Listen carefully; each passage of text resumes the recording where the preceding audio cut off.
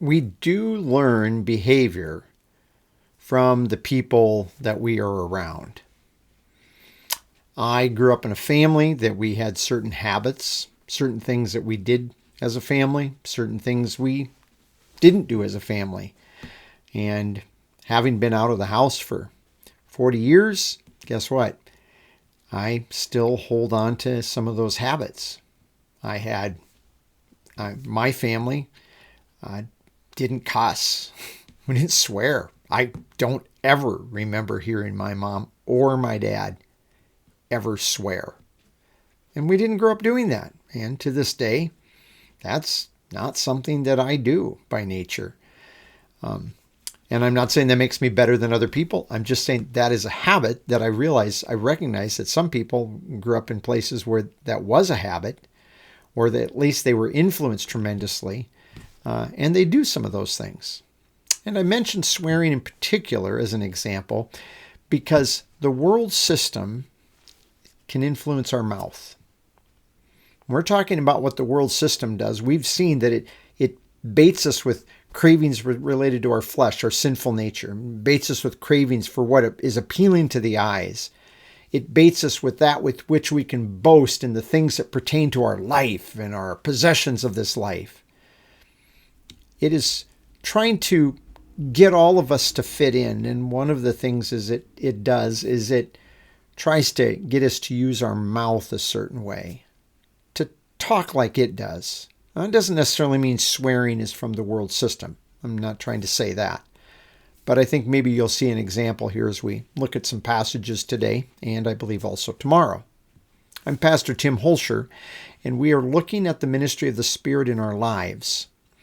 And the Spirit produces in us the fruit from the Spirit, a part of which is love, but it also produces in us joy and peace and long-suffering, or many of your modern translations will say patience, and kindness, and goodness, and faith, and meekness, which is a word for a tameness of spirit, to be tame rather than a dog lunging at the end of its leash and growling and snarling, and self-control.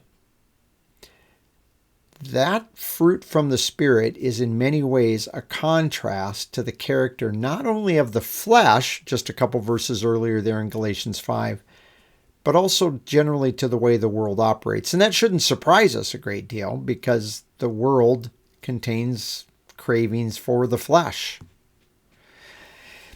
In John chapter 16 and in verse 19, which we've already looked at, Jesus is talking up to his disciples and he's getting them ready to carry on after he's gone. And he says that if they hate you, know it hated him first. And then he says at the end of the verse, but I chose you out of the world, and because of this, the world hates you. See that? The world hates you. And if you understand that the world hates you, there is a way that you're going to recognize that the world does certain things towards us, towards other people. And it has to do with the way the world talks and the way it speaks. And it uses, well, let's put it this way. You've heard the saying, sticks and stones will break my bones, but names will never hurt me. And that's baloney. Your mom and dad may have told you that. Your grandparents may have told you that. But you know what? Names do hurt. Well, they hurt, especially depending on the person from whom they come. If it's somebody that's important to you, that you value in your life, and they call you a name, that is much more hurtful than somebody that you know that they have a load of trouble in their life and that they are a load of trouble, and they say that you don't expect a lot more. But names hurt. Words hurt. And the New Testament spends an awful lot of time talking about how we as Christians should not abuse the use of our tongue. In the book of 1 Corinthians, chapter 5, the Apostle Paul says, and he says this twice, but we're only going to look at the one here in chapter 5 for the moment. He says in 5:11, now I am writing to you not to associate with anyone who claims to be a believer, who is sexually immoral, or greedy, or an idolater, or verbally abusive.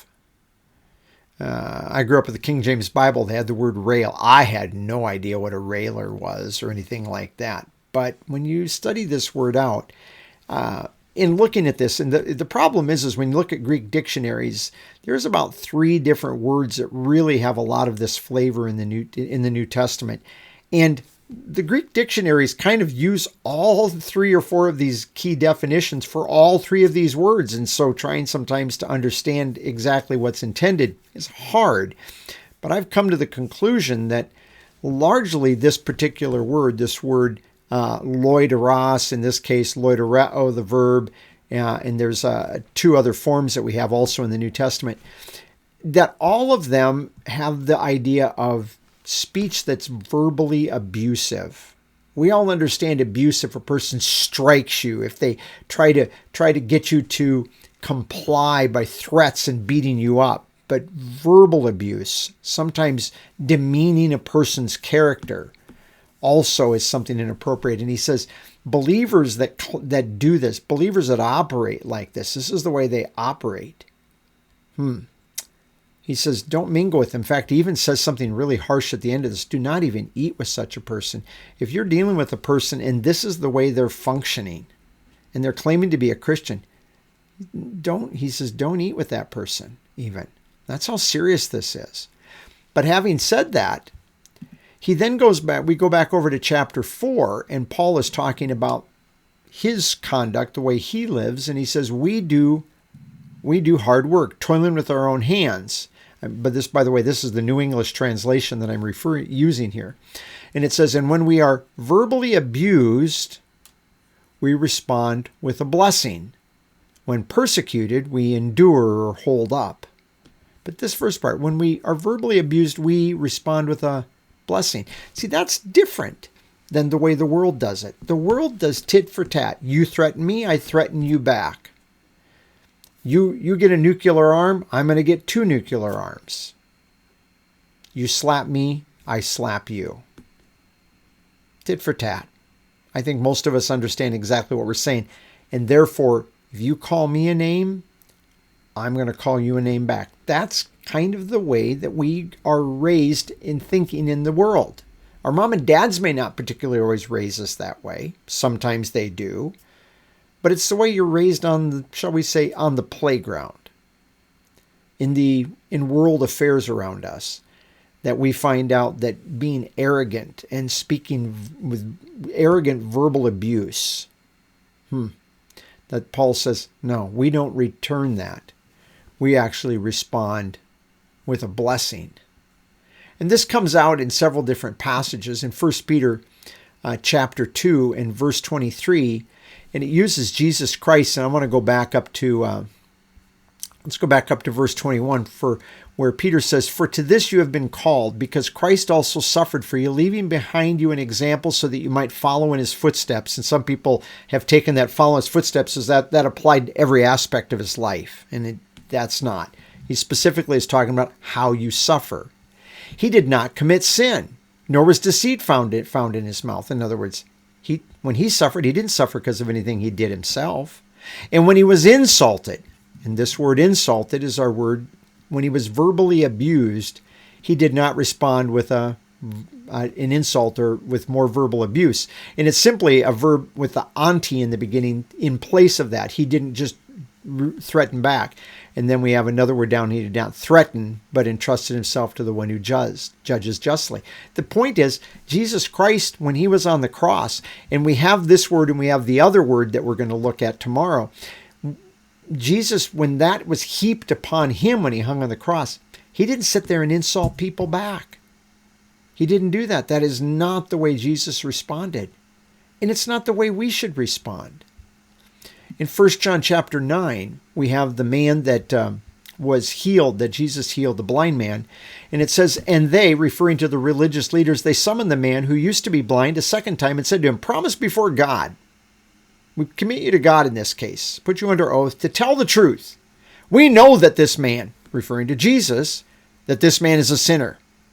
And he, the blind man, or one who was blind at one time, he replied, I do not know whether he is a sinner. I do know one thing, that although I was blind, now I can see. And then they said to him, what did he do to you? How did he cause you to see? And he replied, I told you already and you didn't listen. Why do you want to hear it again? You want to become his disciples too? Is that what you want? I think he's kind of saying this with some sarcasm, to be honest. But in verse 9:28, and they heaped insults upon him, or they abused him verbally, saying, you are his disciple. We are disciples of Moses, and we know that God has spoken to Moses, but we do not know where this man comes from. And I love this man's statement at the end. That's a remarkable thing, that you do not know where he comes from, and yet he caused me to see. We know that God does not listen to sinners, but if anyone is devout and does his will, God listens to him. Never before has anyone heard of someone causing a man born blind to see. If this man were not from God, he could do nothing. And they replied, here's an example of their abusive speech. You were born completely in sinfulness, and yet you presume to teach us, and they throw him out. It's a good illustration of what that verbal abuse looked like. You were completely born in sin. This is verbal abuse, an example of it. And the world trains us in this world to speak like this. And yet, if you learn to be spiritual, to set your mind on who you are in Christ, and remember that you're not part of this system, so you don't need to act like the system does, and not get caught up in the things that the system does. There's no reason for you to be yelling at the system and verbally abusing the system and mocking that system in those ways. God hasn't called us to that. What did Paul say? Being verbally abused, we bless. What a difference if Christians actually with our mouths, not going out telling people, oh, quit talking like that's a horrible way to talk. Quit using those cuss words and stuff.